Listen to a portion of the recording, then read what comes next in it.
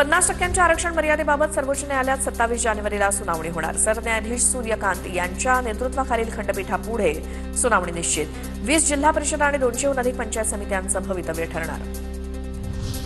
सोलापुरात भाजपकडून 2 उमेदवारांना एबी फॉर्म दिल्यामुळे काही काळ गोंधळ। मंद्रुप पंचायत समिती गणातील 2 इच्छुक उमेदवारांना एबी फॉर्म, मळसिद्ध मुंगळे आणि रेवणसिद्ध मेंढगुदले या दोघांमध्ये संभ्रम होता।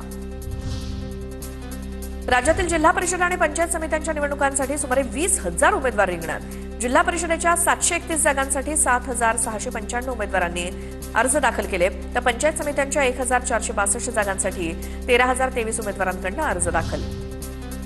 रत्नागिरीत भाजपचे उपनगराध्यक्ष समीर तिवरेकरांना धमकी दिल्याचा आरोप। नगर परिषदेच्या इंजिनियरकडून शिवीगाळ आणि धमकी आल्याचा आरोप। रत्नागिरी शहर पोलीस ठाण्यामध्ये अदखलपात्र गुन्हा दाखल। भाजपला संपवणारा अजून जन्माला यायचा आहे। मंत्री जयकुमार गोरेंची नाव न घेता शरद पवारांच्या राष्ट्रवादीचे आमदार अभिजित पाटील यांच्यावर टीका। तर कोणाचाही नाद करा पण देवाभाऊंचा नाद करू नका असंही वक्तव्य।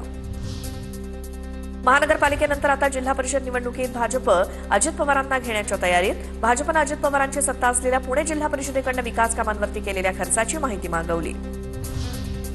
जळगावच्या पाळधी इथे मंत्री गुलाबराव पाटलांच्या मुलाचे भावी जिल्हा परिषद अध्यक्ष अशा आशयाचे बॅनर, तर प्रेमापोटी कार्यकर्ते बॅनर लावत असतात। गुलाबराव पाटलांची प्रतिक्रिया। लातूरच्या उदगीरमध्ये तरुणानं माजी मंत्री संजय बनसोडेंच्या कार्यालयाबाहेर लघुशंका केल्याचा प्रकार।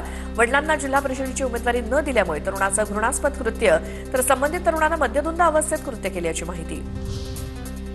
सिंधुदुर्गच्या वैभववाडीमध्ये ठाकरेंच्या शिवसेनेला मोठा धक्का। जिल्हा परिषदेच्या कोळपे मतदारसंघामध्ये ठाकरेंच्या शिवसेनेचे अधिकृत उमेदवार सुनील नारकर यांचा अर्ज बाद।